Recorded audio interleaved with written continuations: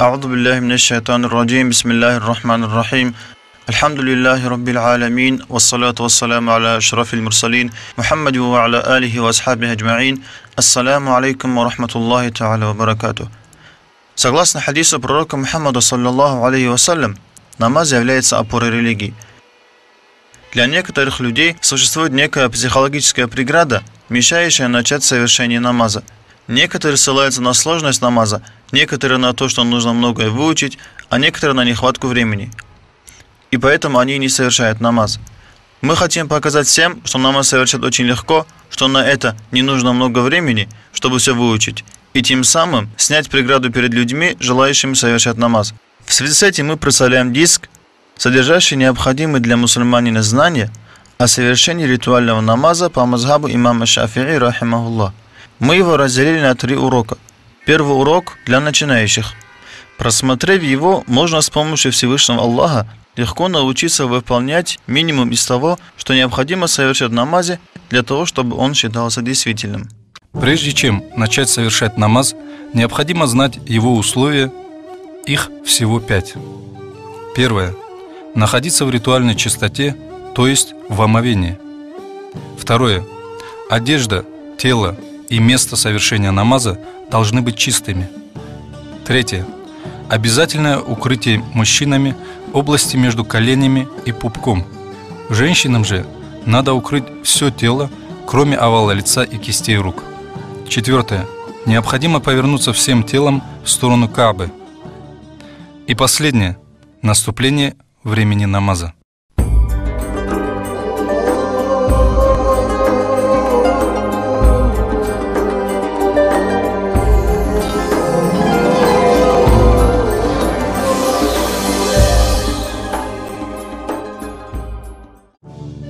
Порядок совершения ритуального омовения. Первое, что необходимо сделать, это намерение. Необходимо делать сердцем, вместе с первым прикосновением воды к лицу. Я намереваюсь выполнить обязательное омовение. Затем надо 1 раз тщательно помыть лицо.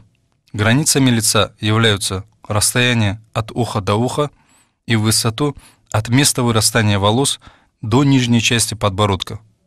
Вместе с лицом также необходимо мыть все волосы, которые растут в чертах лица. Затем по 1 разу надо омыть обе руки.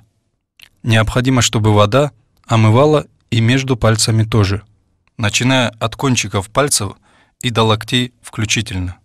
Далее нужно 1 раз провести по волосам на границе головы мокрой рукой. После этого по 1 разу омыть обе ноги, включая щиколотки. Необходимо, чтобы вода омывала и между пальцами тоже. И последнее, запомните. В мытье частей тела обязательно надо соблюдать выше приведенную последовательность. Это обязательно.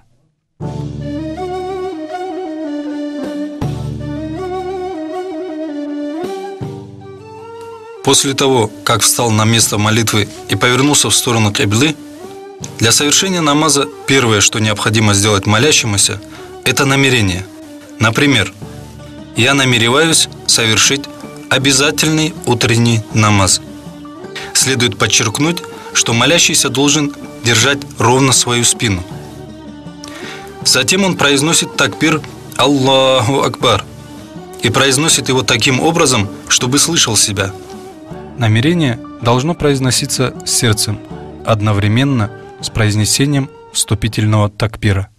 Аллаху Акбару. С этого момента он считается вступившим в намаз. Далее необходимо прочитать полностью суру Аль-Фатиха, произнося все буквы правильно и не допуская ошибок, изменяющих смысл. Бисмиллахир-рахманир-рахим. Альхамдулиллахи раббил аламин. Ар-рахманир-рахим. Малики яумиддин. Ияка нa'буду ва ияка наста'ин. اهدنا الصراط المستقيم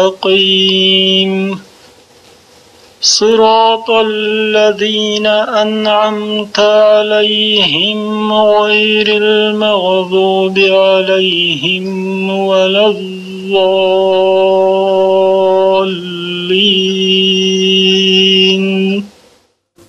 После прочтения суры Аль-Фатиха молящийся совершает поясной поклон так, чтобы ладони его доходили до колен. В этом положении необходимо сделать задержку на 1-2 секунды. Далее молящийся возвращается в исходное положение, и там тоже задерживается на 1-2 секунды. После этого совершается земной поклон, при этом касаться пола должны 7 частей тела. Часть лба, ничем не прикрытая, колени, ладони и внутренняя часть пальцев ног. В этом положении также следует сделать паузу на 1-2 секунды. Далее он переходит в положение сидя и задерживается в этом положении. Затем снова совершает земной поклон, точно так же, как и в первый раз. На этом, приняв исходное положение стоя, завершается первый ракаат намаза, и молящийся вступает во второй ракаат. Далее он продолжает те же действия, что и в первом ракаате, читает суру Аль-Фатиха. Бисмиллахир рахманир рахим. Алхамдулиллахи раббил аламин. Ар-рахманир рахим. Малики яумиддин. إياك نعبد وإياك نستعين اهدنا الصراط المستقيم صراط الذين أنعمت عليهم غير المغضوب عليهم ولا الضالين.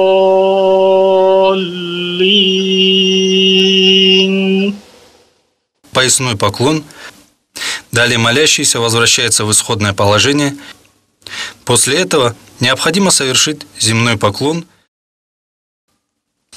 Далее переходим в положение сидя. Затем снова совершаем земной поклон. После этого молящийся садится на колени и читает ат-тахийят.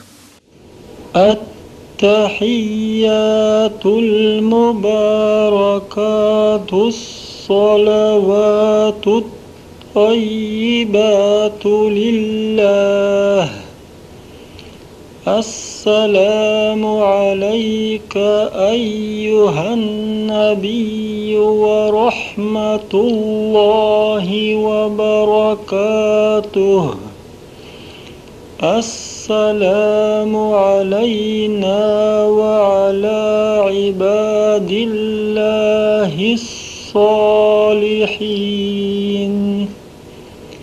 أشهد أن لا إله إلا الله وأشهد أن محمدا رسول الله اللهم صل على محمد وعلى آل محمد.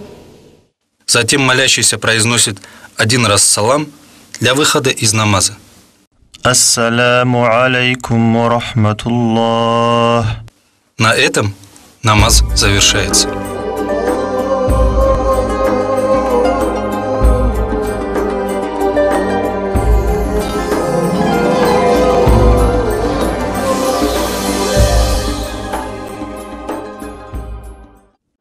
Кроме обязательных фарз действий, существуют также необязательные, но желательные сунна действия, за выполнение которых Всевышним Аллахом обещан дополнительное вознаграждение. Этот уровень намаза предназначен для тех, кто уже научился совершать намаз начального уровня и желает немного усовершенствовать его. Сейчас мы покажем намаз с совершением тех желательных действий, но без молитв. Омовение. Фарз и суннат действия. Перед совершением омовения желательно сесть, повернувшись в сторону киблы. Если омовение совершается водой из кувшина, то кувшин желательно поставить слева, а при мытье ног перенести его вправо. Сначала желательно помыть кисти рук 3 раза. Затем почистить зубы сиваком. Далее желательно одним разом набрать воду в рот и нос, прополоскать рот и высморкаться. Это желательно сделать 3 раза.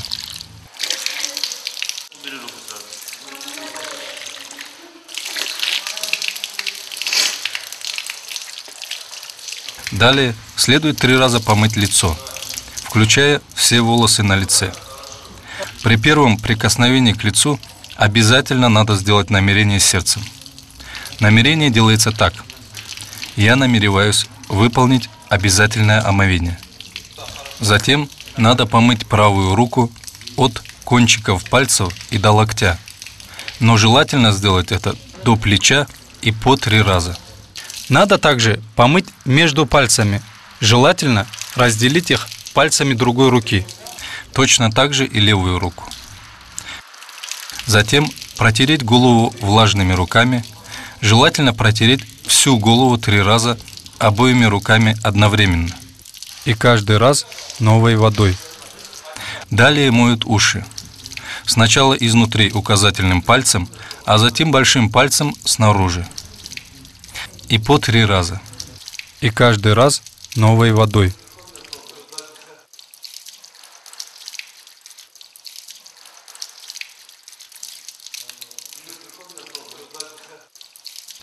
После этого нужно помыть обе ноги, включая щиколотки. Но желательно помыть их до колен, начиная с правой ноги, и по 3 раза. Пальцы ног также желательно разделить и мизинцем левой руки помыть между ними справа налево.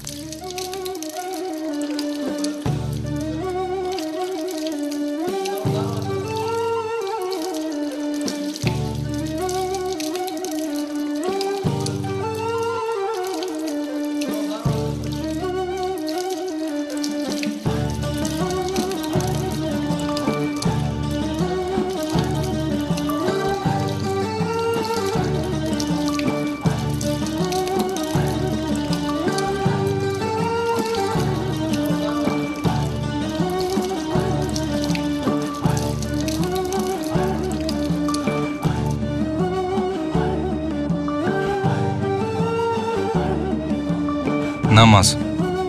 Фарз и суннат действия. Перед вступлением в намаз желательно применить сивак.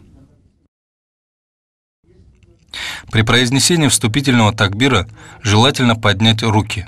При этом большие пальцы рук желательно поставить на уровне мочек ушей. Пальцы согнуты и направлены в сторону киблы. При всем этом необходимо стоять ровно. Желательно ровно поставить ступни пальцами в сторону киблы, так, чтобы расстояние между ступнями было в 1/5.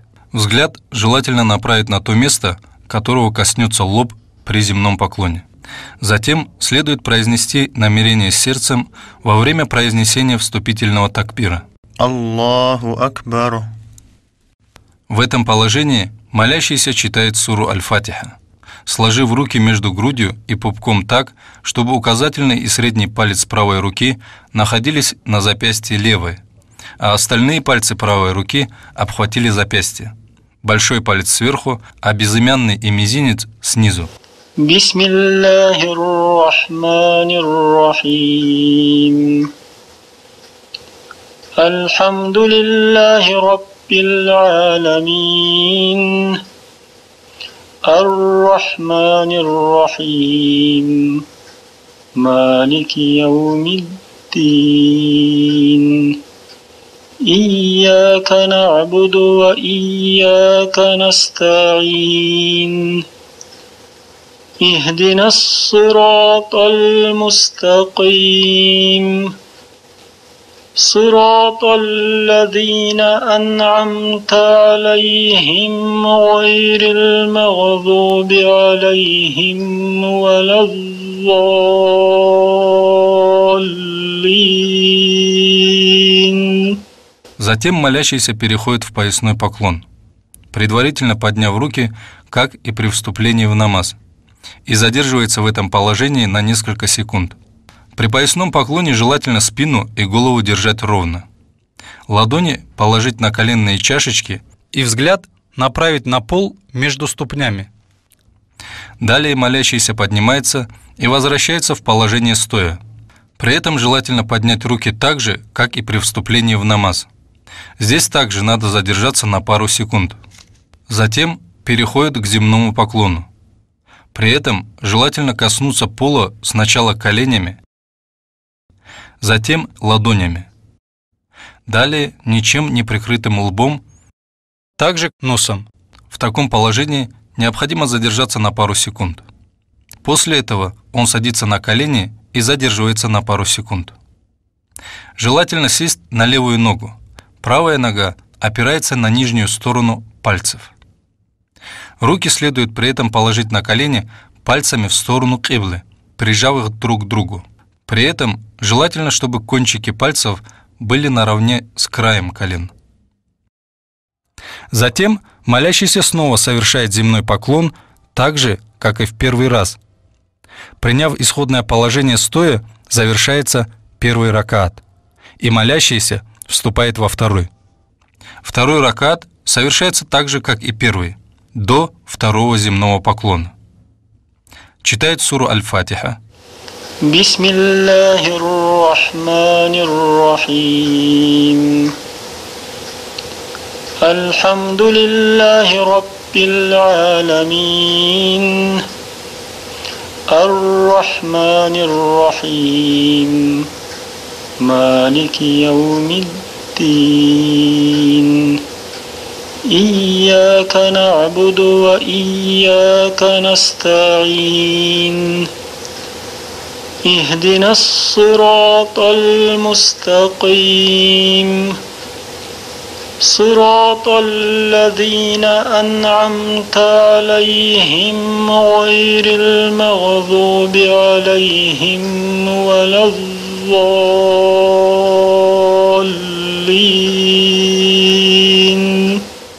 Переходит к поясному поклону. Выпрямляется. Совершает земной поклон. Садится на колени. Снова земной поклон. И после этого действия во втором ракате молящийся садится на колени и читает ат-тахият. При чтении последнего ат-тахията желательно сидеть так, чтобы ягодица касалась пола. Левая нога выходила из-под правой ноги, а правая нога опиралась на пальцы. Руки желательно положить на край колен. При этом пальцы правой руки сжаты, кроме указательного и большого. Указательный палец желательно направить в сторону киблы, а большой палец подложить под указательный. Пальцы левой руки все направлены в сторону киблы. При произнесении слов «Илля-Аллах» в ат-тахияте желательно приподнять указательный палец правой руки и немного согнутым держать до конца намаза. Также желательно, когда поднимаем указательный палец, направить на него взгляд и держать взгляд на пальце до конца намаза. التحيات المباركات الصلوات الطيبات لله السلام عليك أيها النبي ورحمة الله وبركاته السلام علينا وعلى عباد الله الصالحين أشهد أن لا إله إلا الله وأشهد أن محمدا رسول الله اللهم صل على محمد وعلى آل محمد. После чтения ат-тахията молящийся дает 2 раза салам для выхода из намаза, поворачивая при этом голову вправо для первого салама и влево для второго. Ассаламу алейкум ва рахматуллах. Ассаламу алейкум ва рахматуллах. Поворачивать голову молящемуся следует так, чтобы человек, стоящий сзади, видел его щеку.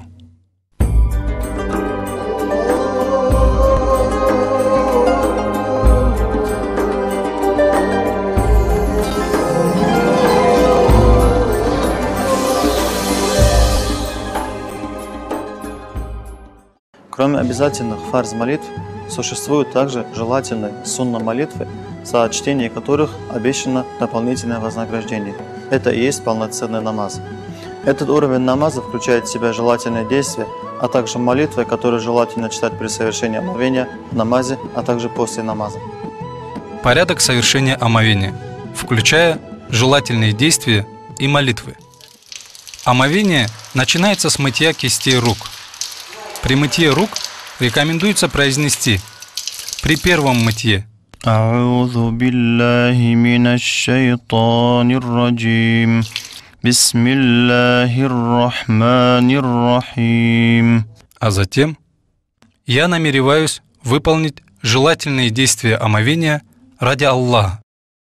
Во втором шагаду Ашхаду ан ла илаха илляллах. وأشهد أن محمدا رسول الله. И в третьем الحمد لله الذي جعل الماء طهورا. الحمد لله على الإسلام ونعمته.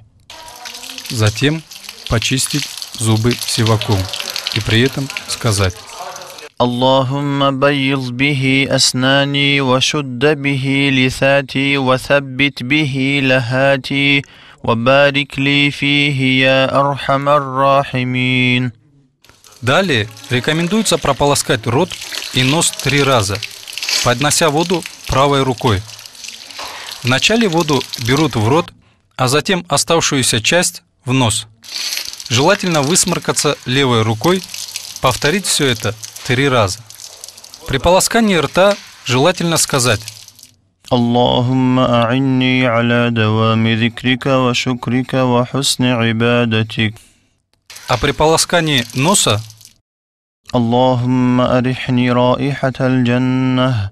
Аллахумма инни ас'алука аль-афва валь-афията фид-дарайн. Далее надо помыть лицо, включая волосы на лице, желательно 3 раза. При первом прикосновении к лицу обязательно надо сделать намерение сердцем. Намерение делается так: я намереваюсь выполнить обязательное омовение.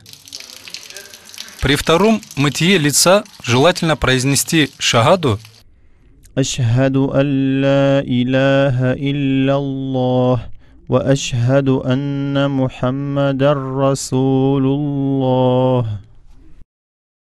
и при третьем сказать: Аллахумма байид ваджхи бинурика яума табьядду вуджуху аулияик ва ла тусаввид ваджхи бизулуматика яума тасвадду вуджуху а'даик. Затем моют правую руку от кончиков пальцев и до локтя, но желательно до плеча и 3 раза. Надо также помыть между пальцами, желательно разделить их пальцами другой руки. При первом мытье желательно произнести шагаду Ашхаду ан ла илаха илляллах ва ашхаду анна Мухаммадар Расулуллах. При втором сказать: Аллахумма а'тини китаби биямини ва хасибни хисабан ясира. А при третьем произнести астагфируллах 3 раза. Астагфируллах, астагфируллах, астагфируллах. Точно так же моют и левую руку. При первом мытье желательно произнести шагаду أشهد أن لا إله إلا الله وأشهد أن محمدا رسول الله. При втором сказать: اللهم لا تعطني كتابي بشمالي ولا من وراء ظهري. А при третьем произнести «Астагфируллах» 3 раза. Астагфируллах, астагфируллах, астагфируллах. Затем надо протереть голову влажными руками. Желательно протереть всю голову 3 раза обеими руками одновременно. И каждый раз новой водой. При первом мытье желательно произнести шагаду. Ашхаду ан ла илляха илляллах ва ашхаду анна Мухаммадар Расулуллах. Во второй говорим: Аллахумма харрим ша'ри ва башари алян нар. А в третий трижды повторяем «Астагфируллах». Астагфируллах, астагфируллах, астагфируллах. Далее протирают уши влажными руками 3 раза. И каждый раз новой водой. Сначала изнутри указательным пальцем, а затем большим пальцем снаружи. При первом мытье говорим 1 раз шагаду. Ашхаду ан ла илляха илляллах ва ашхаду анна Мухаммадар Расулуллах. При втором: اللهم اجعلني من الذين يستمعون القول فيتبعون أحسنه. А при третьем 3 раза «Астагфируллах». Астагфируллах, астагфируллах, астагфируллах. После этого нужно помыть обе ноги, включая щиколотки, не пропуская ни малейшего участка ноги. Но желательно помыть их немного выше обязательного, начиная с правой ноги и по 3 раза. Пальцы ног также желательно разделить и мизинцем левой руки промыть между ними, справа налево. При первом мытье произносим 1 раз шагаду. Ашхаду ан ла илляха илляллах ва ашхаду анна Мухаммадар Расулуллах. При втором говорим: اللهم ثبت قدمي على الصراط يوم تذل فيه الأقدام. А при третьем 3 раза «Астагфируллах». Астагфируллах, астагфируллах, астагфируллах.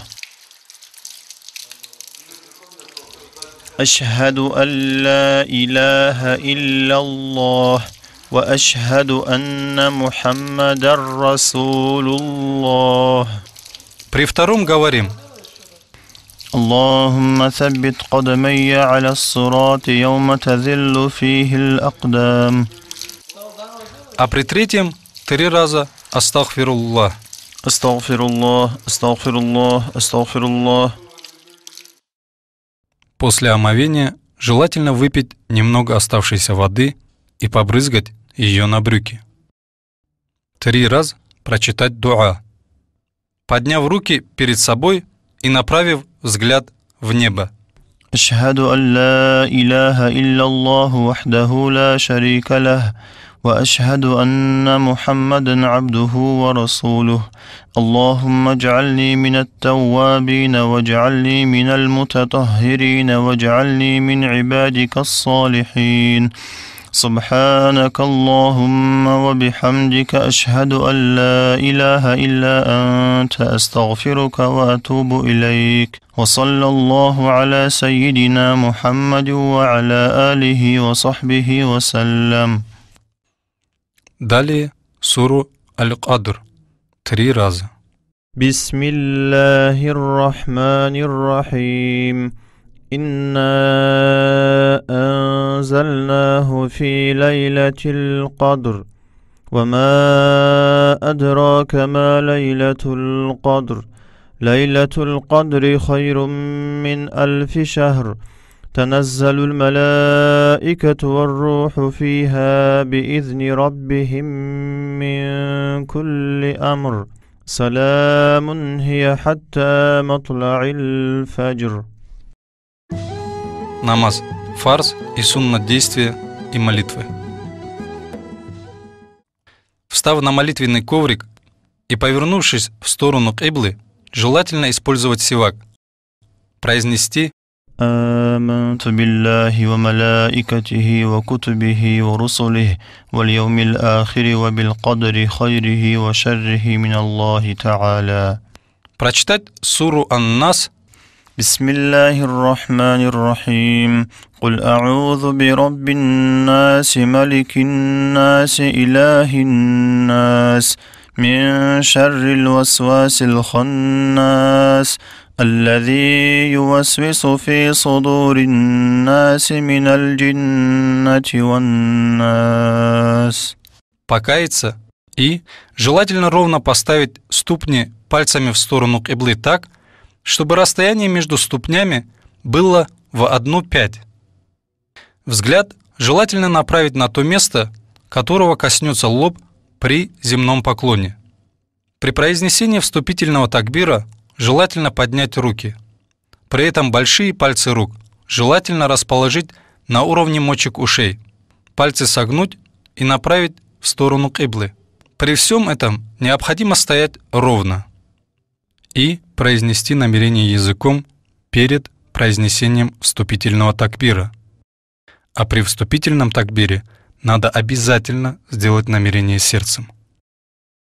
Аллаху Акбар. Сложив руки между грудью и пупком так, чтобы указательный и средние пальцы правой руки находились на запястье левой, а остальные пальцы правой руки обхватили запястье.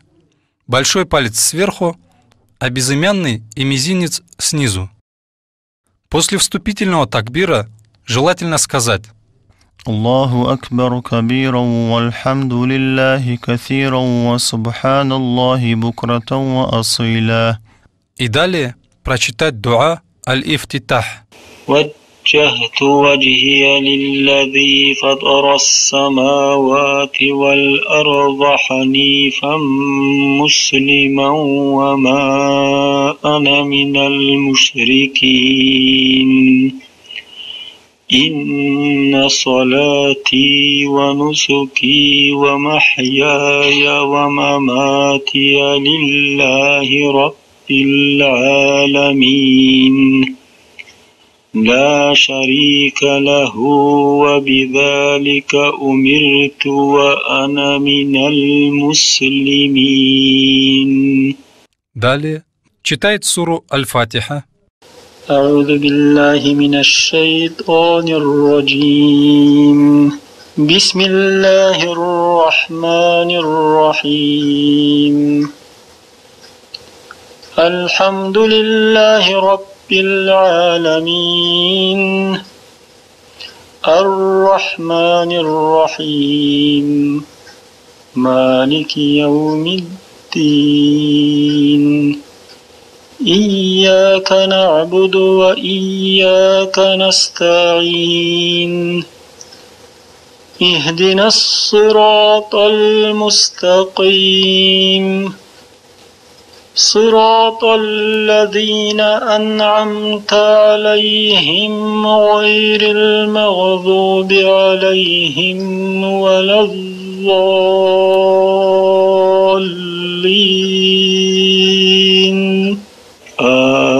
آمين رب العالمين. После Фатихи желательно прочитать какую-нибудь суру или аят из Корана. بسم الله الرحمن الرحيم قل هو الله أحد الله الصمد لم يلد ولم يولد ولم يكن له كفوا أحد. Затем молящийся переходит к поясному поклону, подняв руки, как и при вступлении в намаз, и произнеся такбир. Аллаху Акбар. При поясном поклоне желательно спину и голову держать ровно, ладони положить на коленные чашечки и взгляд направить на пол между ступнями. Задержавшись в этом положении, желательно трижды произнести Субхана раббиял азими ва бихамдих. سبحان ربي العظيم وبحمده سبحان ربي العظيم وبحمده. Затем выпрямляется и при этом говорит. سمع الله لمن حمده. При этом желательно поднять руки так же, как и при вступлении в намаз. Здесь тоже надо задержаться на пару секунд. И желательно произнести: ربنا لك الحمد ملء السماوات وملء الأرض وملء ما شئت من شيء بعد. Далее переходим к земному поклону. الله أكبر. При этом желательно коснуться пола сначала коленями, затем ладонями, далее ничем не прикрытым лбом, также носом. В таком положении необходимо задержаться на пару секунд. И в этом положении желательно 3 раза произнести: سبحان ربي الأعلى وبحمده سبحان ربي الأعلى وبحمده سبحان ربي الأعلى وبحمده. После этого молящийся садится на колени الله أكبر. и задерживается на несколько секунд. Желательно сесть на левую ногу. Правая нога опирается на нижнюю сторону пальцев. Руки следует положить на колени пальцами в сторону киблы, прижав их друг к другу. При этом желательно, чтобы кончики пальцев были наравне с краем колен. Сидя в таком положении, произносят: رب اغفر لي وارحمني واجبرني وارفعني وارزقني واهدني وعافني. И снова совершает земной поклон الله أكبر. и говорит 3 раза. سبحان ربي الأعلى وبحمده سبحان ربي الأعلى وبحمده سبحان ربي الأعلى وبحمده. Принятием исходного положения стоя завершается первый ракаат, الله أكبر. и молящийся вступает во второй. Второй ракаат совершается так же, как и первый, до второго земного поклона включительно. Читает суру Аль-Фатиха. أعوذ بالله من الشيطان الرجيم بسم الله الرحمن الرحيم الحمد لله رب العالمين الرحمن الرحيم مالك يوم الدين إياك نعبد وإياك نستعين اهدنا الصراط المستقيم صراط الذين أنعمت عليهم غير المغضوب عليهم ولا الضالين آمين رب العالمين. Затем переходит к поясному поклону الله أكبر. и читает: سبحان ربي العظيم وبحمده سبحان ربي العظيم وبحمده سبحان ربي العظيم وبحمده. Затем выпрямляется и при этом говорит: سمع الله لمن حمده. Здесь тоже надо задержаться на пару секунд.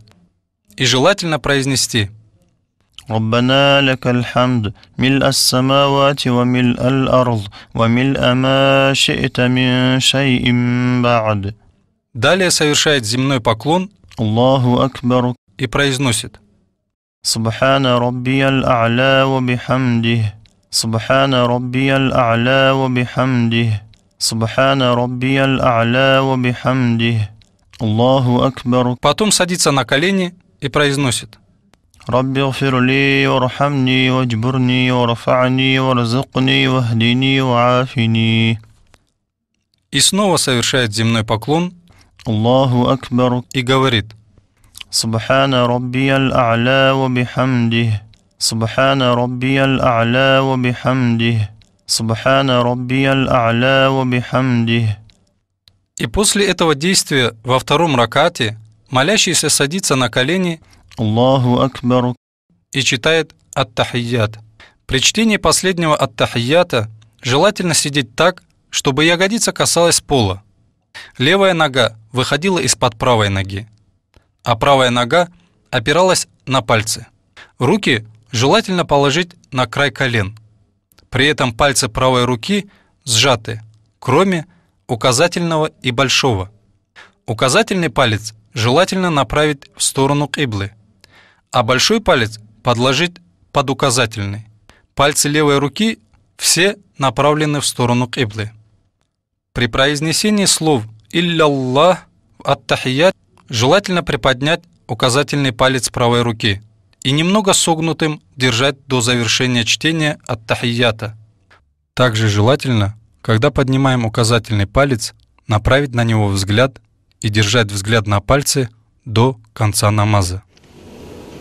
Ат-тахиятуль мубаракатус салаватут таййибату лиллах. Ассаламу алейка айюхан набийю ва рахматуллахи ва баракатух. Ассаламу алейна ва аля ибадиллахи ссалихин. Ашхаду алла илаха илляллах ва ашхаду анна Мухаммадар Расулуллах. Аллахумма салли аля Мухаммадин ва аля али Мухаммад. После ат-тахията желательно прочитать салават аль-Ибрахимия. كما صليت على إبراهيم وعلى آل إبراهيم إنك حميد مجيد. اللهم بارك على محمد وعلى آل محمد كما باركت على إبراهيم وعلى آل إبراهيم في العالمين إنك حميد مجيد. А затем желательно прочитать дуа. Можно прочитать и это известное дуа. اللهم إني أعوذ بك من عذاب جهنم ومن عذاب القبر ومن فتنة المحيا والممات ومن شر فتنة المسيح الدجال. После этого молящийся дает 2 раза салам для выхода из намаза. Ассаламу алейкум ва рахматуллах. Ассаламу алейкум ва рахматуллах. Поворачивая при этом голову вправо для первого салама и влево для второго. Поворачивать голову молящемуся следует так, чтобы человек, сидящий сзади, видел его щеку. После намаза желательно прочитать аскары и в конце дуа. Примечание. Мусульманин обязан совершать 5 намазов в сутки. Утренний 2 ракаата, обеденный 4 ракаата, предзакатный 4 ракаата, вечерний 3 ракаата, ночной 4 ракаата. Молитва кунут. В утреннем намазе, выпрямившись после поясного поклона 2 ракаата, после слов «Раббана лакаль хамд» настоятельно рекомендуется, держа руки перед собой, читать молитву кунут, то есть Махдина. Аллахумма хдини фи ман хадайт, ва афини фи ман афайт, ва таваллани фи ман таваллайт, وبارك لي فيما أعطيت وقني برحمتك شر ما قضيت فإنك تقضي ولا يقضى عليك وإنه لا يذل من واليت ولا يعز من عاديت تباركت ربنا وتعاليت فلك الحمد على ما قضيت أستغفرك وأتوب إليك وصلى الله تعالى وسلم على خير خلقه محمد وعلى آله وأصحابه أجمعين رب اغفر وارحم وأنت خير الراحمين. После чтения Махдина молящийся продолжает намаз. Тому, кто не прочитает кунут в утреннем намазе, перед выходом из намаза желательно 2 раза сделать земной поклон, называемый садждату сахви. Хотя и без совершения этих земных поклонов намаз не нарушается. Их совершают так же, как обычные земные поклоны.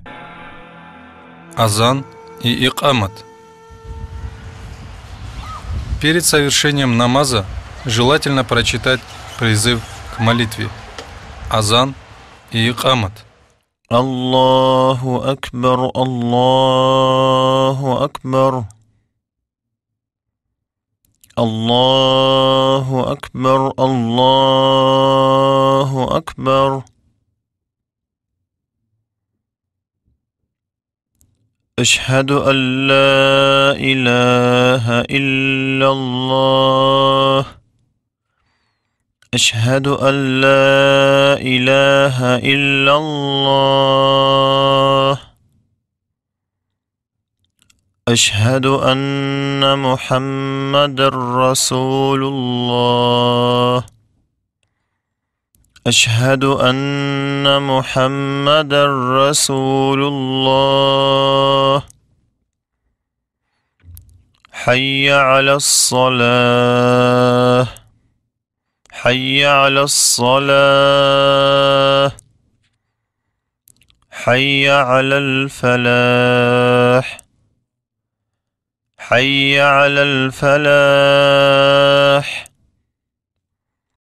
الله أكبر الله أكبر لا إله إلا الله. اللهم رب هذه الدعوة التامة والصلاة القائمة آت سيدنا محمدا الوسيلة والفضيلة وابعثه مقاما محمودا الذي وعدته وارزقنا شفاعته يوم القيامة إنك لا تخلف الميعاد. اللهم صل على سيدنا محمد وعلى آل سيدنا محمد وسلم. الله أكبر الله أكبر أشهد أن لا إله إلا الله أشهد أن محمد رسول الله حي على الصلاة حي على الفلاح قد قامت الصلاة قد قامت الصلاة. الله أكبر الله أكبر لا إله إلا الله. Ратибаты. Кроме обязательных намазов, существуют также намазы суннат, которые совершаются до или после обязательных намазов. Они совершаются так же, как и обязательные намазы. Из них 2 ракаата до утреннего намаза, 2 ратибата по 2 ракаата перед обеденным и после него. Также 2 раза по 2 ракаата перед предзакатным намазом. 2 ракаата после вечернего намаза и 2 после ночного. Время их совершения наступает с наступлением времени обязательного намаза и заканчивается с завершением их времени. Намерение для суннат намаза делается следующим образом. Например, я намереваюсь совершить 2-ракаатный суннат ратибат перед утренним намазом ради Всевышнего Аллаха. Джамаат намаз. Намаз можно совершать как в одиночку, так и в коллективе. За коллективный намаз воздаяние увеличивается в 27 раз, согласно хадису посланника Аллаха, саллаллаху алейхи вассалям. Поэтому лучше постараться все намазы совершать коллективно в мечети или, в крайнем случае, дома с семьей. Коллективный намаз совершают вместе 2 или более молящихся, один из которых становится чуть впереди остальных и руководит намазом. Его называют имамом, а стоящих позади – маамумами. В намерении для намаза имам указывает, что совершает намаз в качестве имама. Маамум, то есть стоящий позади, говорит, что совершает его в качестве маамума, и все движения в намазе имеет право делать только после имама. Нельзя опережать имама, а также сильно отставать от него. В остальном нет разницы между коллективным и индивидуальным намазом. Достаточно все повторять за имамом.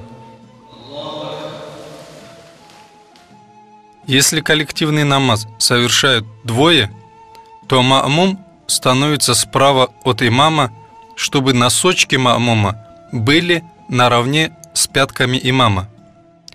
Женщина в этом случае становится сзади. А если молящихся 3 или более, маамумы становятся за имамом. Имаму желательно произносить такбиры при движениях вслух, а также в утреннем, вечернем и ночном намазах в первых 2 ракаатах читать вслух суру Аль-Фатиха и короткую суру после нее. Если человек опоздал на коллективный намаз, он присоединяется к коллективу и начинает совершать намаз с того места, куда дошел коллектив, а после завершения их намаза дополняет ракааты, которые он не успел совершить с коллективом.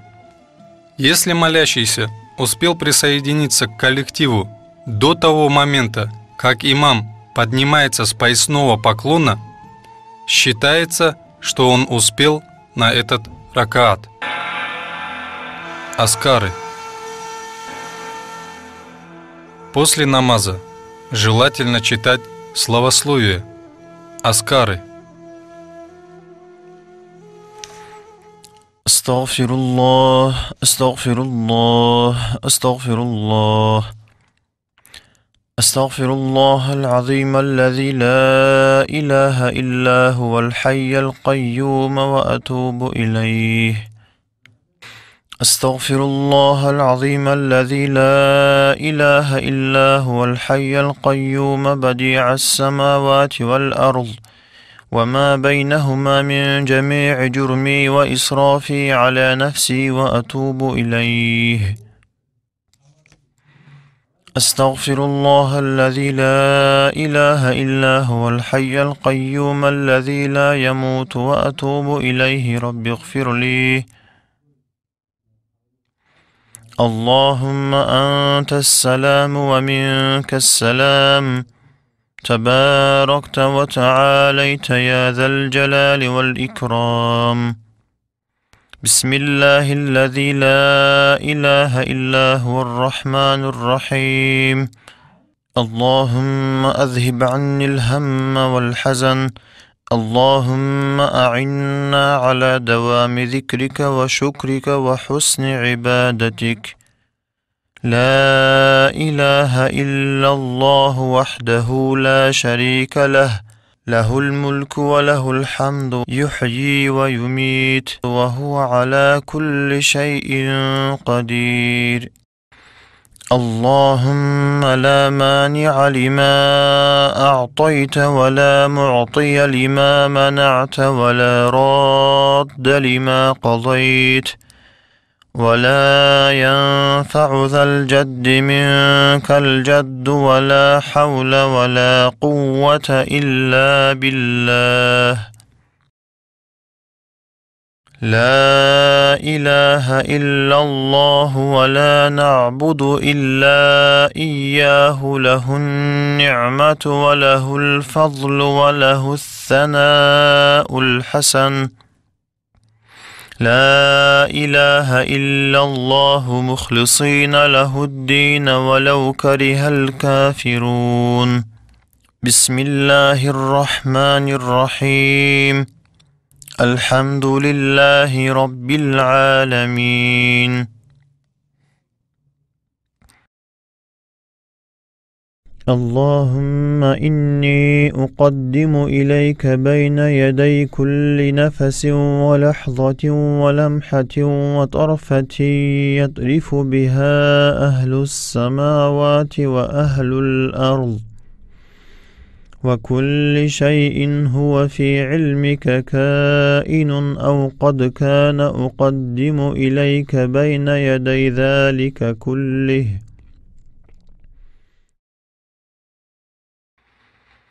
الله لا إله إلا هو الحي القيوم، لا تأخذه سنة ولا نوم، له ما في السماوات وما في الأرض.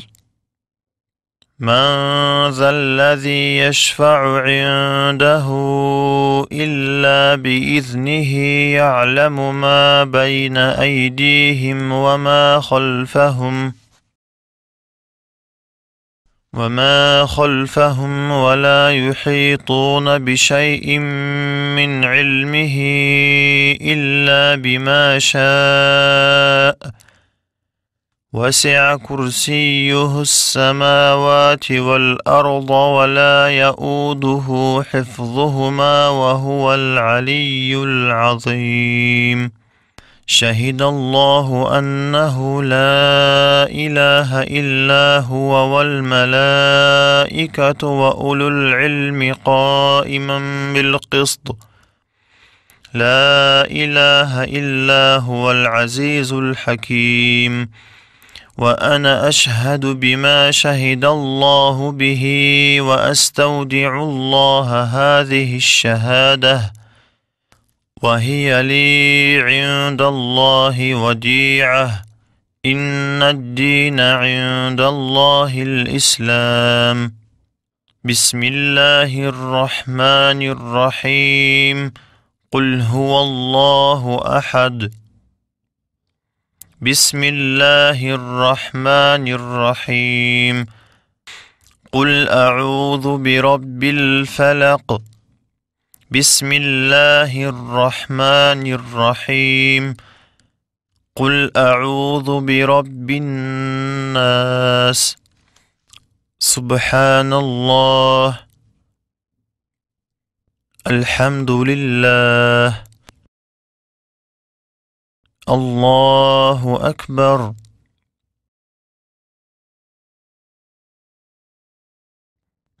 رب اغفر لي ولوالدي ولمن له حق علي.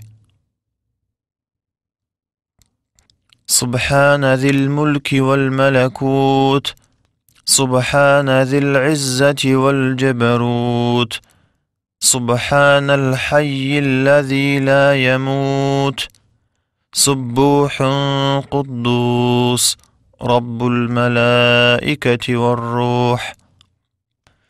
لقد جاءكم رسول من أنفسكم عزيز عليه ما عنتم حريص عليكم بالمؤمنين رؤوف رحيم.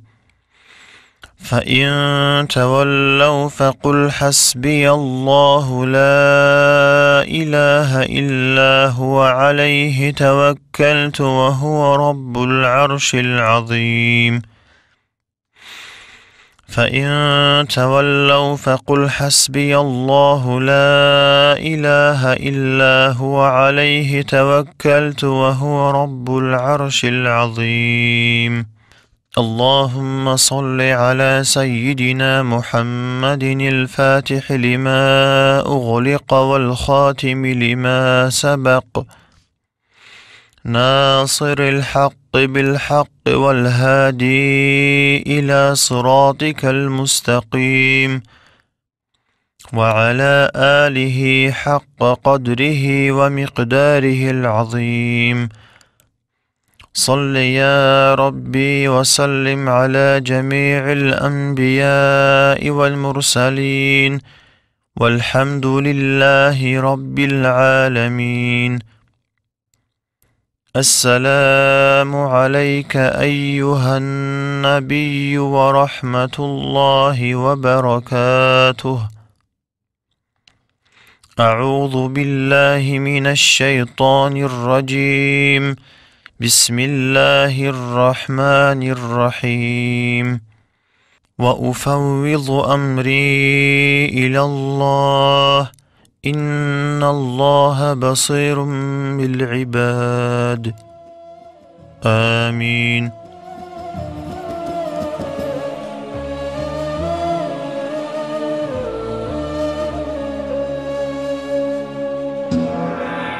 Намаз женщин. Женщины совершают намаз так же, как и мужчины. Отличие лишь в том, что женщины при этом более собраны, чем мужчины. Они должны прижимать руки к туловищу в положениях поясного и земного поклона. Живот прижимать к коленам при земном поклоне и не поднимать руки до ушей, дабы не оголились запястья. И в отличие от мужчин, женщина обязана прикрывать в намазе все тело, кроме кистей рук и овала лица. Обстоятельства, нарушающие намаз. Намаз нарушают следующие обстоятельства. Первое.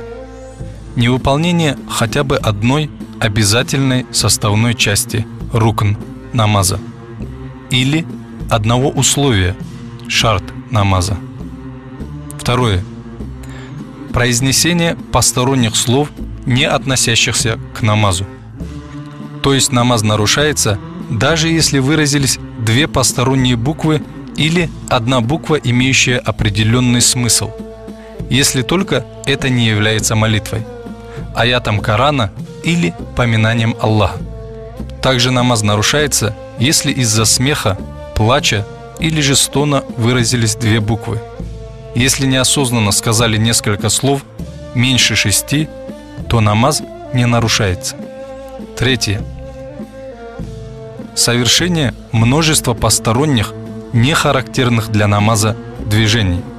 Если в намазе совершить 3 посторонних движения подряд, например, если трижды кивнуть головой, или кивнуть головой и двигать руками, или же 3 раза шевельнуть рукой, или сделать 3 шага, намаз нарушается.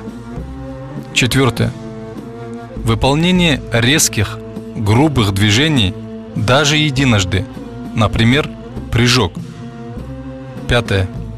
Добавление лишних арканов, например, выполнить 2 поясных поклона в одном ракаате или в земном поклоне дважды сдвинувшись, коснуться лбом коврика, намеренно и помня, что выполняется намаз.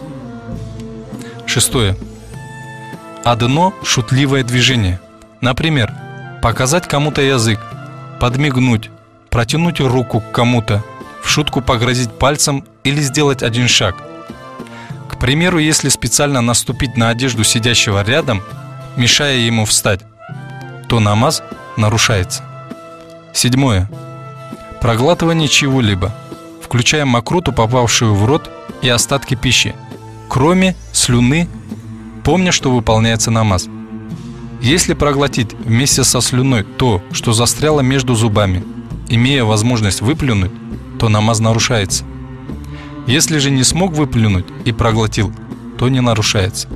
Если проглотить находящуюся во рту мокроту по забывчивости или не зная, что это запретно, харам, то намаз не нарушается. Проглатывание слюны, смешанной с кровью из десен, нарушает намаз. 8. Нарушение омовения. Например, при выходе кишечных газов или мочи. 9. Намерение в сердце прервать намаз или прекратить его в связи с каким-либо обстоятельством. Например, если кто-то решил, что когда позвонят в дверь, я прерву намаз. Или при колебании в этом. В таком случае намаз немедленно нарушается. 10. Нарушение порядка исполнения арканов намаза.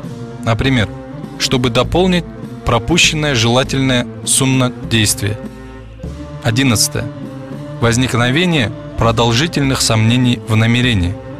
Например, если забыли, какой намаз совершаете, и в сомнениях о намерении прошло столько времени, сколько необходимо для произнесения «Субханаллах», то намаз нарушается.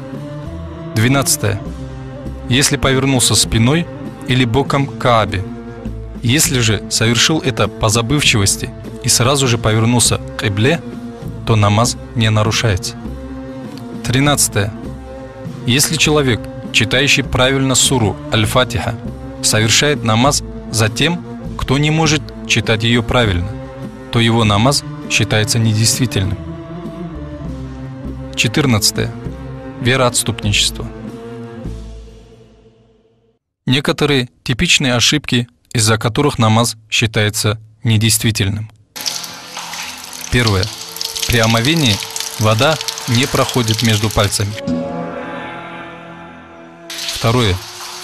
Протирание лба вместо головы. 3. При омовении не моют волосы на висках, особенно женщины, у которых длинные волосы. 4.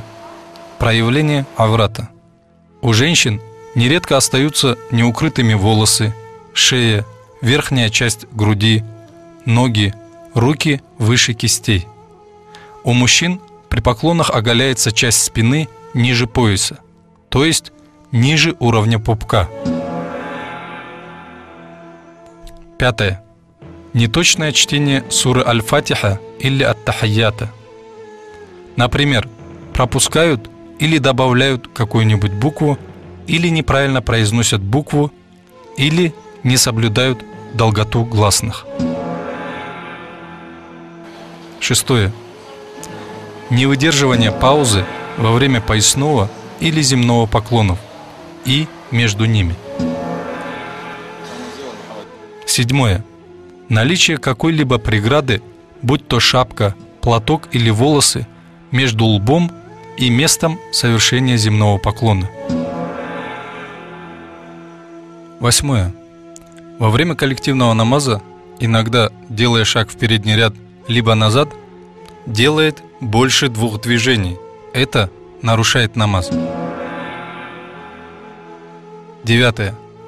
При земном поклоне не опираются на нижнюю часть пальцев ног, а опираются на верхнюю часть.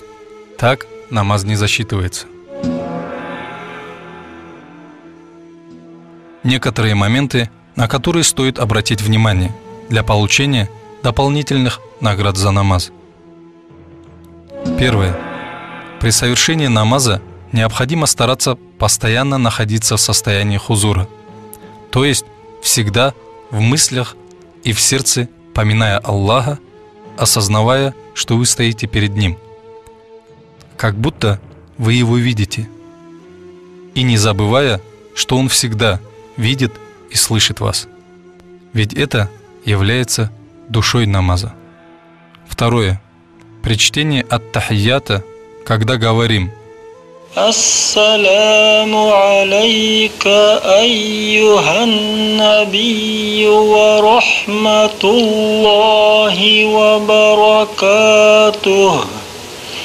Желательно мысленно представить, что стоишь перед пророком, саллаллаху алейхи вассалам, и приветствуешь его.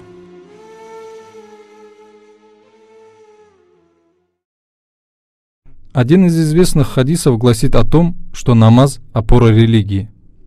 В другом хадисе говорится: у того, кто не совершает намаз, нет религии. Чем объяснить столь значимое достоинство намаза и что является такой же значимой в самом намазе? أعوذ بالله من الشيطان الرجيم بسم الله الرحمن الرحيم الحمد لله رب العالمين والعاقبة للمتقين ولا عدوان إلا على الظالمين والصلاة والسلام على رسوله محمد وعلى آله وأصحابه أجمعين أما بعد السلام عليكم ورحمة الله تعالى وبركاته. Дорогие братья и сестры, дорогие мусульмане, сегодняшняя, иншаллах, наша тема будет касаться насчет молитвы, насчет намаза.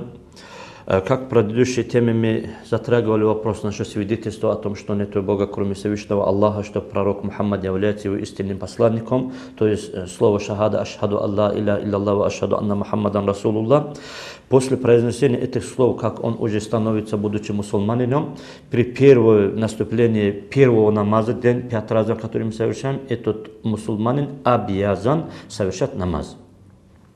Обязан он совершать намаз, имеется в виду, соблюдая все его атрибуты, соблюдая все его рукну, все его шарты, все его, если он даже не знает, то хотя бы надо делать как бы сурат, имеется в виду, что он наклоняется, что он поднимается, если он даже не успел еще выучить алхам, или же не мог как-то сверху хотя бы читать этот алхам. Это все картина, имеется в виду, которую он должен совершать. Прежде чем ответить на этот вопрос, я хотел бы зачитать изречение одного из великих аулияов, Алиюн аль-Хавас.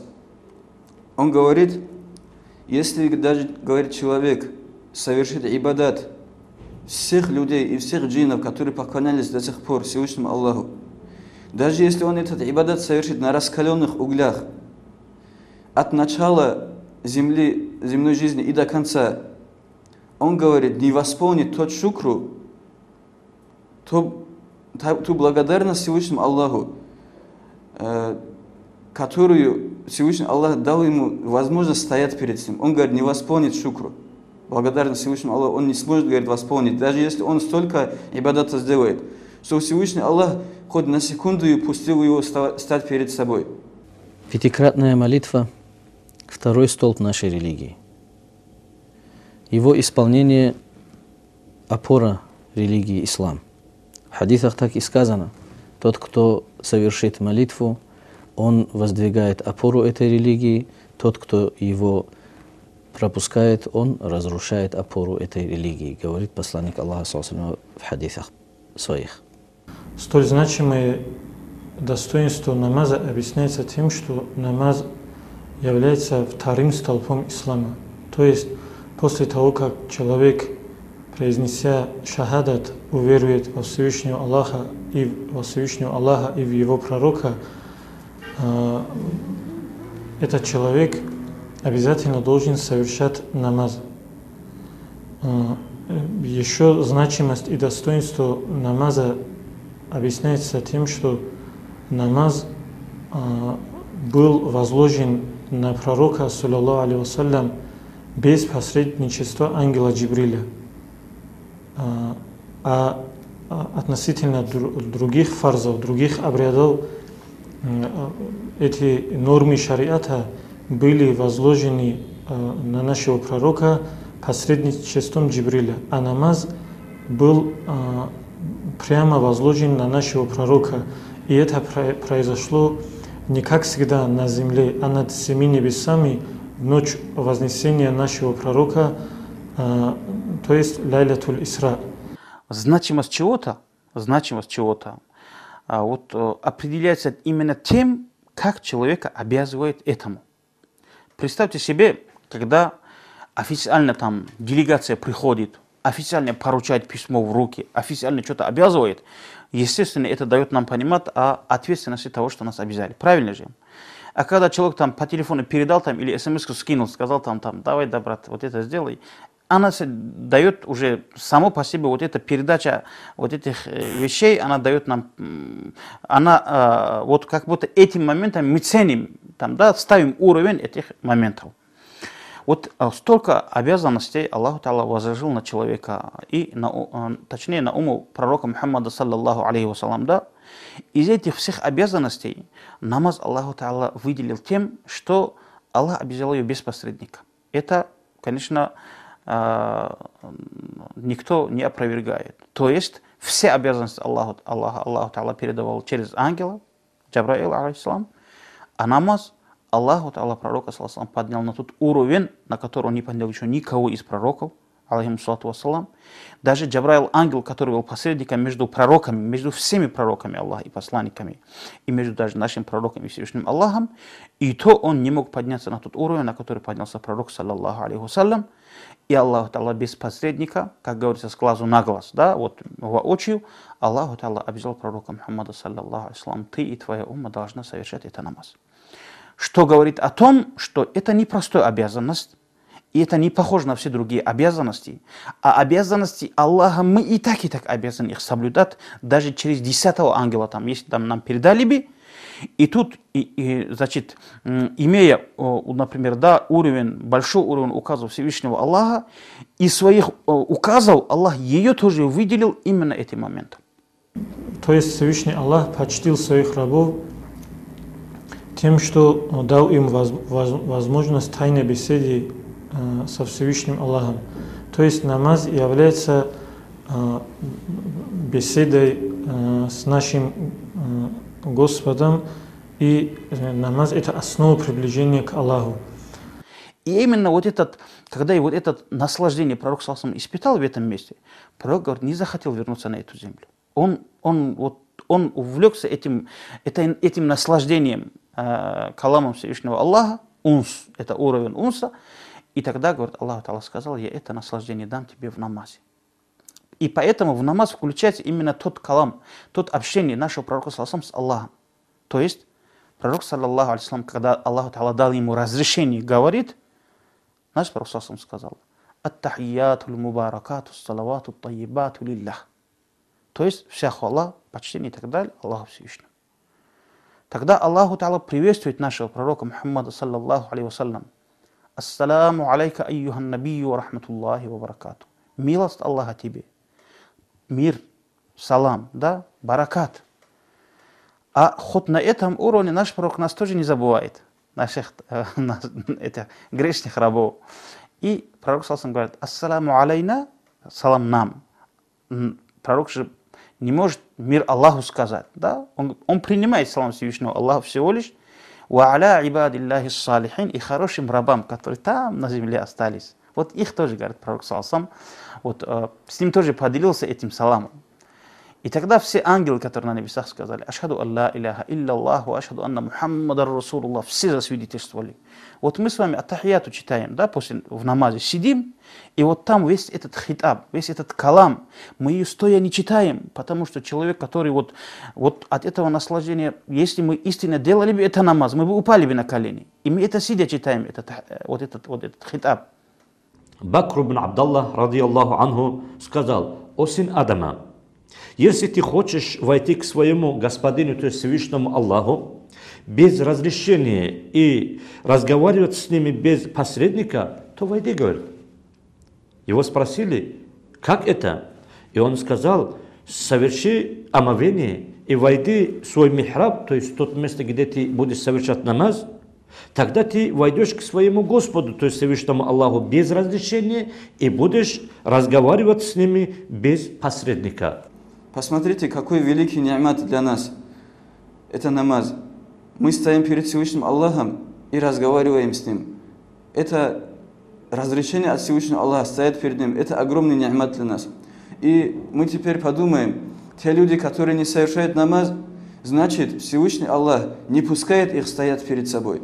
Даже имам Шаарани, рахималлах, когда намаз делал, он говорил, я намерен совершать 2 раката суннат намаза из милости Аллаха по отношению ко мне. Вот так намерение делал он. Это подарок Аллаха нам. Молитва предписана Всевышним Аллахом для того, чтобы человек физически декларировал свою рабскую сущность перед своим Создателем, Всевышним Аллахом. Молитва необходима мусульманину для того, чтобы она укрепляла его веру во Всевышнего Аллаха, его вероубеждение. Для человека необходимо те обязанности, точнее те ритуалы, которые напоминают его о его происхождении. И вот видите, человек делает намаз. Какие позы в намазе? Человек делает сужда. Сужда делая, он свое лицо, это самое дорогое, что у человека есть на теле, это лицо ставит на то место, где он топтает землей. Представьте себе, просто-напросто эта поза, она сбивает в теле человека вот эта горделивость. Говорится, что во время пророка, саллаллаху алейхи вассалам, эти гордые курайшиты, которые гордились принимать ислам, они вот настолько говорят, им нельзя было даже на землю смотреть. Они там как-то ходили, говорит они. И бывали, что когда с одним из таких горделивых людей раб говорил, бывает, который продает, покупает рабы, он, говорит, после разговора с ним полоскал, говорит, рот. Настолько вот эта горделивость проникала в сердце там. И у этого горделивости нет уже границы, и рай закрыт бывает для этих людей. И вот Аллах говорит, что вот это, чтобы напоминать человеку, что он не Бог, что он раб, а человек претендует всегда на божество, у него, как у фараона, это есть. И вот каждый раз нужны, говорит, для человека такие обряды, чтобы его приводить к тому, например, да, кем он был, как маленький ребенок, который сам стоять не может, да, согнувшись там в утробе матери. Вот в эту позу человек на сужда превращается, да, вот.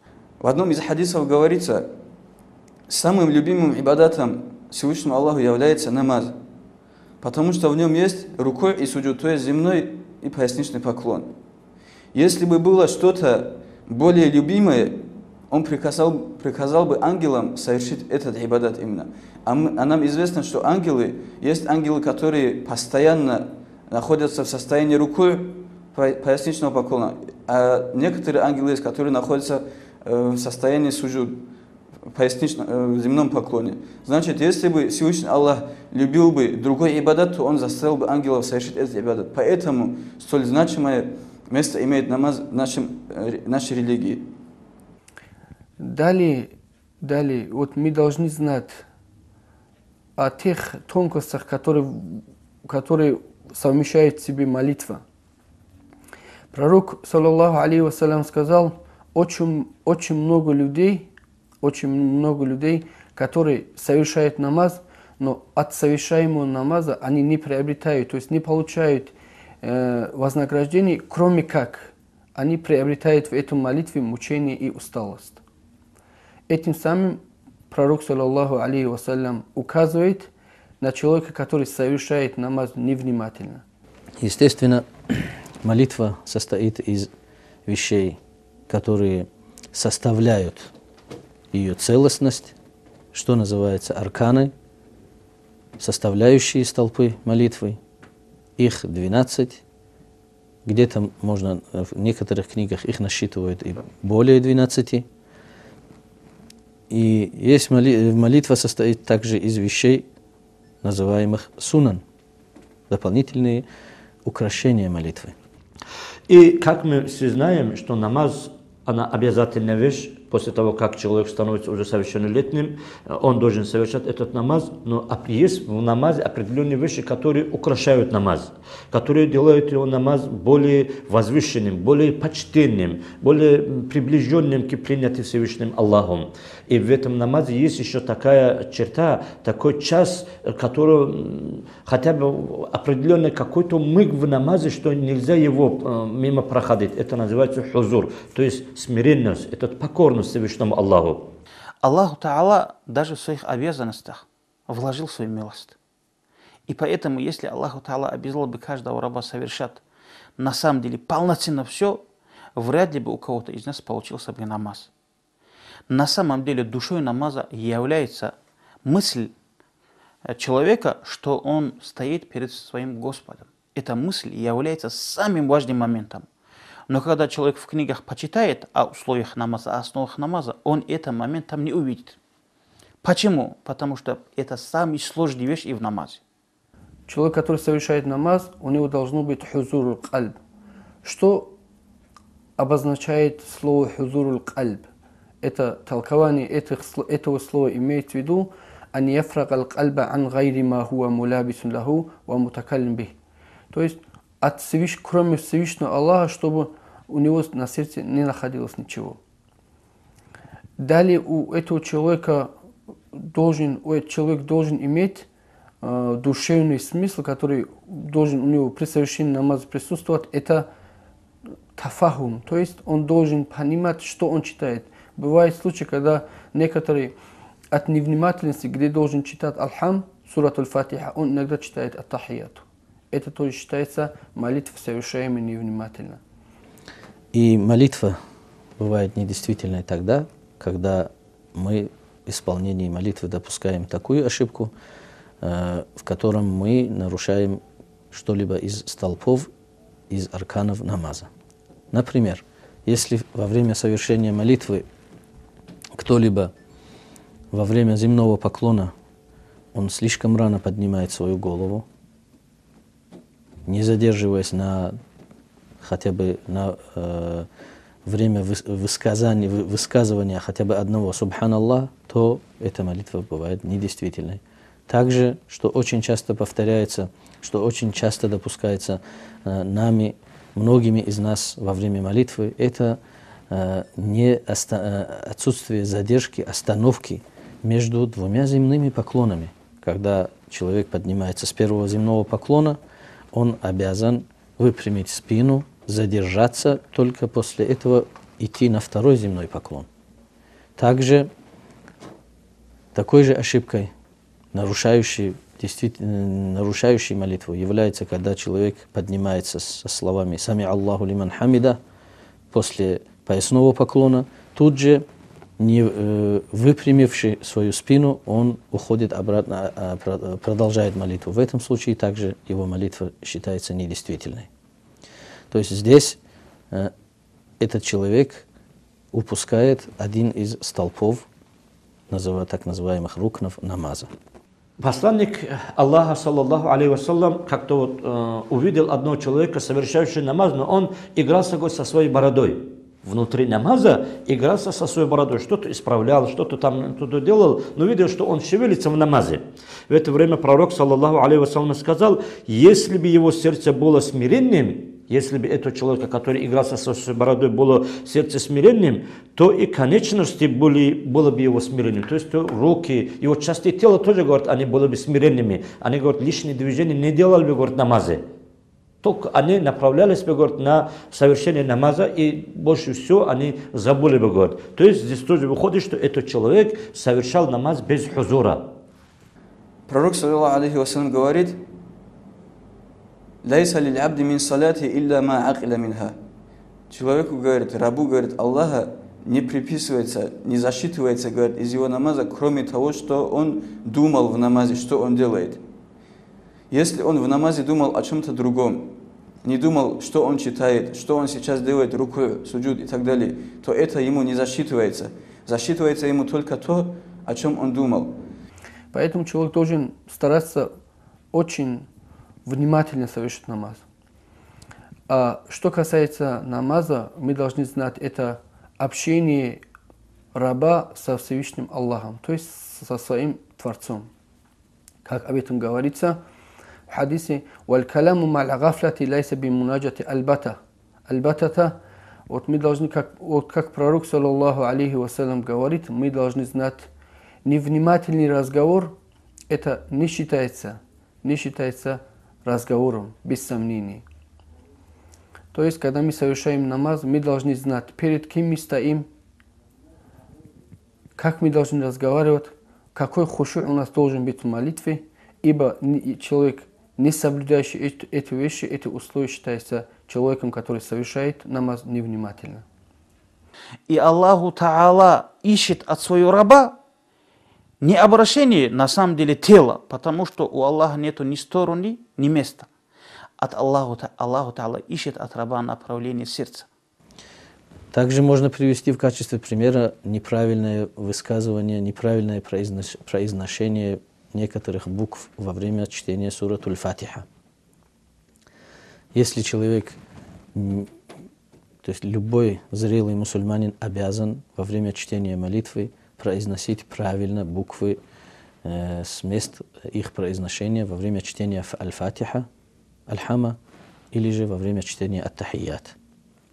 И для этого, конечно, каждый мусульманин обязан пройти курс обучения правильному чтению. Иначе, если вместо «за» произнести «за», то молитва также будет недействительной. Здесь, конечно, есть некоторые послабления, исключения людям, у которых есть какой-либо недуг физический, в котором они не могут исправить, никак не могут добиться произношения правильного некоторых букв, то в этом случае, конечно, после попыток этому человеку его молитва все-таки считается. Далее у этого человека должен присутствовать страх. Страх в таком форме, что Всевышний Аллах может принять его молитву и может вернуть.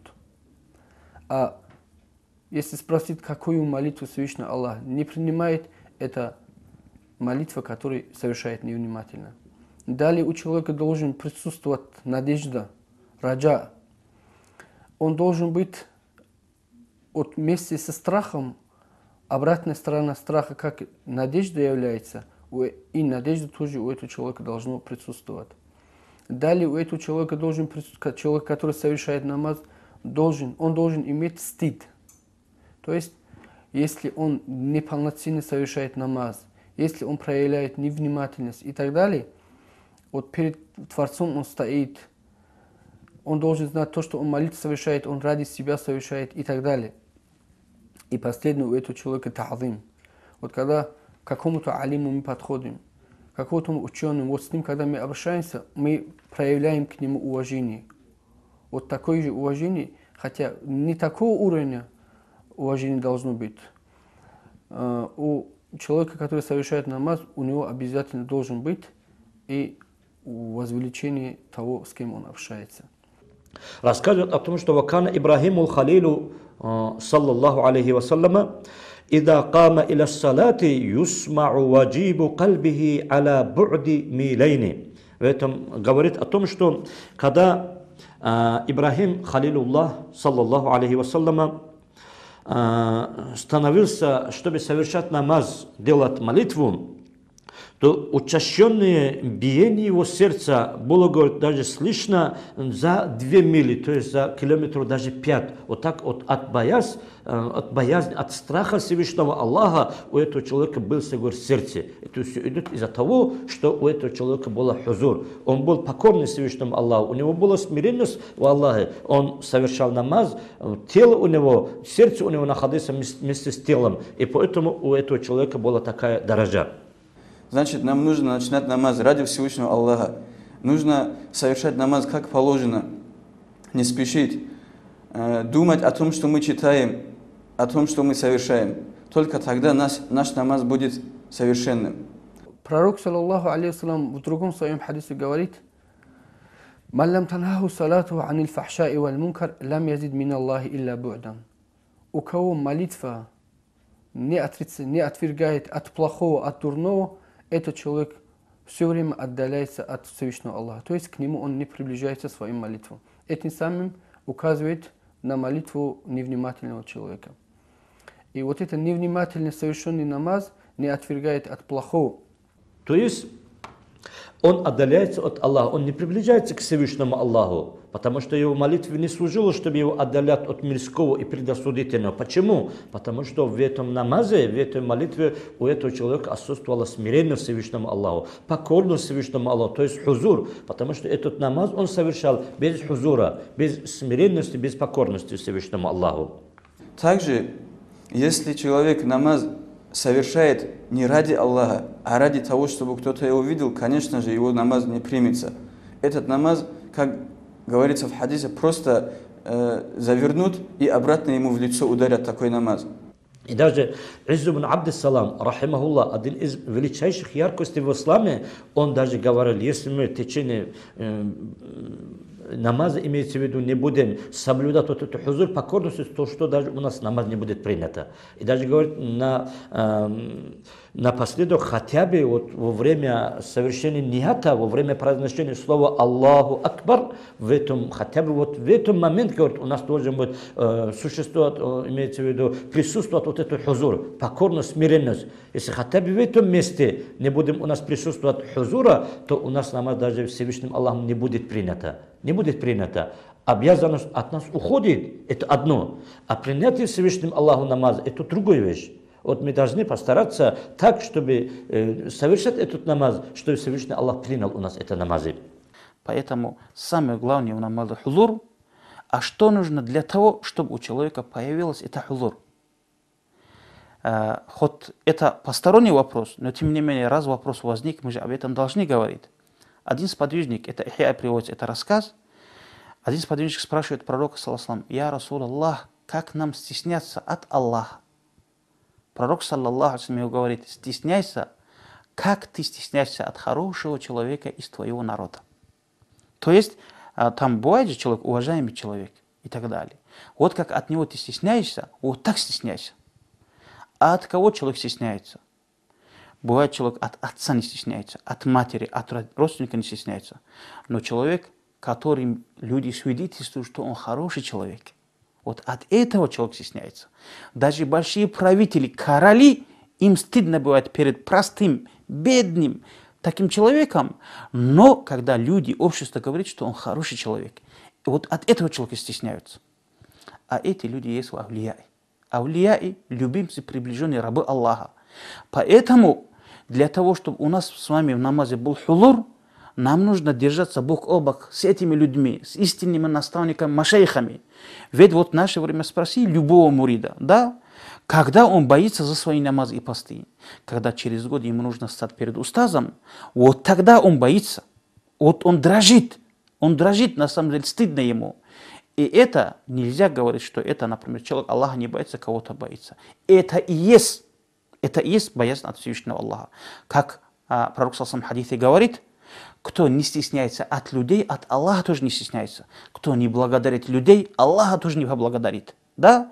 Вот то, что он стесняется от хорошего человека, а он чем хорош? Не тем, что он там что-то там торговлей занимается и так далее. Он хорош своим богослужением Аллаху. Да? Вот из-за этого, когда с этими людьми мы бываем, и там мы стесняемся, вот это переходит и на намаз, и в намазе мы будем от Аллаха стесняться. Вот в таком виде вырабатывать это все, и человеку нужно это вырабатывать. Иначе человек проживет, в итоге окажется, что он там намаз полноценный, ни один намаз не сделал. Но однако упущение молитвы исламскими теологами, богословами не расценивается как вероотступничество. Ибо есть изречение посланника Аллаха, где посланник Аллаха говорит: есть 5 молитв, которых Всевышний предписал своим рабам. Тот, кто их исполнит, и исполнит их подобающим образом, будет долгом Всевышнего Аллаха ввести этого человека в рай. А те рабы, которые уклоняются от этого предписания, тот, кто погубил что-либо из молитвы, говорит посланник Аллаха, у Всевышнего такого долга, такого обязательства к этому рабу нет. Далее в хадисе сказано: «Иншаа адхаляху джанна, ва иншаа адхаляху нар». То есть будет угодно Всевышнему Аллаху, он его отправит в ад, будет угодно Всевышнему Аллаху, направит его в рай. И этот хадис является прямым доказательством того, что упущение молитвы – это не есть вероотступничество. Вероотступничеством упущение молитвы считается только тогда, когда тот, кто не соблюдает молитву, он пренебрегает с предписанностью молитвы. Он говорит, это не обязательно, то тогда, конечно, это расценивается как отрицание общепринятого положения, общепринятого принципа ислама, что является вероотступничеством нашей религии. И в судный день, в первую очередь, нас будут спрашивать о намазе. И если с этим, то есть относительно намаза, у нас все будет хорошо, то есть если вот этот спрос пройдет благополучно, также отчет и в других деяниях у нас будет благополучным. А если отчет о намазе у нас не будет пройти благополучно, то есть намаз, совершение намаза окажется недостаточным, также отчет в других деяниях тоже будет суровым. Поэтому от намаза в судный день, в основном от намаза будет зависеть все. Человек, отступающий от предписания молитвы, он постепенно отдаляется от веры во Всевышнего Аллаха. И поэтому посланник Аллаха в одном из хадисов говорит, тот человек, у которого кому нет молитвы, тот, кто не исполняет намаз, то тот отходит от религии, говорит посланник Аллаха в хадисе. Разве вы не слышали пословицу арабу «Куллю даин лаху дава»? Каждая болезнь для нее есть лечение. Илля аль-маут, кроме смерти. Тот, кто совершает утренний намаз, то есть в свое время совершает утренний намаз, этому человеку облегчает от смерти. И ее печаль, связанная с смертью. Кто совершает ночной намаз, его облегчает прохождение мост Сират. Кто совершает обеденный намаз, ему облегчает могила и могильное одиночество. И далее человек, который совершает послеобеденный намаз, ему облегчает вопрос мункар накир в могиле и страх перед ними. И последний человек, когда совершает магри намаз, то есть вечерний намаз, этому человеку облегчает мизан, то есть весы, и вот тот страх, который этот человек будет испытать у мизану, этого у него не будет. Это то, что касается молитвы. Вот это весь этот процесс обязывания человека намазу, это дает понимать в первую очередь о значении намаза, вообще значении намаза. То, что вот так поручили, человек должен знать, что так просто ему ее не простят. Он должен это знать. И поэтому это намаз как раз таки такой обязанность Всевышнего Аллаха, что пока в голове человека есть рассудок, да, хоть, например, у него отказали руки, ноги, язык, там, глаза, уши целиком, есть только рассудок, он понимает, осмысливает. Пока это рассудок у него есть, Аллаху Та'ала с этого человека эта обязанность не снимает. Человек, допустим, упал с ракеты, там, с Луны упал человек. По пути там он летит на землю, да, вот сейчас грох, шандарахнет. По пути наступило время намаза. Он должен там на лету это хоть делать. Вот так вот. Нету для него вот такого, чтобы с человека сняли обязанности. Такого нету. Человек, например, дом горит или лес горит, в лесу бежит. Он бежит и должен делать намаз. Нету такого. Человек тонет, он должен там да, вот в это время тоже думать. Так просто с человека это не снимается. Поэтому в шариате, когда человек отказывается делать намаз, ему смерть не казнь. Потому что он и уже убил себя тем, что он оставил намаз. Дай Аллах нам тауфик, чтобы Всевышний Аллах принял наши намазы, чтобы мы могли совершать намаз, чтобы и наше тело и сердце было в одном, имеется в виду, чтобы они послушались друг другу, это будет послушаться, если мы с полной покорностью, с полной смиренностью будем совершать намаз. И последовательно хотелось бы, когда человек может достичь такого уровня совершения этого намаза. Этот человек может достичь такого уровня, если он будет вступать в тариката. Если этот человек будет вступать под тариката, найти себе истинного наставника, в это время этот наставник будет его вести до того уровня, чтобы он мог совершать этот намаз без всяких мыслей, то есть хузуром, покорностью и смиренностью. Да Аллах, чтобы нам нашлось такого наставника, чтобы мы следовали за этим человеком, и чтобы Всевышний Аллах принял все наши намазы. Вассаламу алейкум ва рахматуллахи ва баракатуху.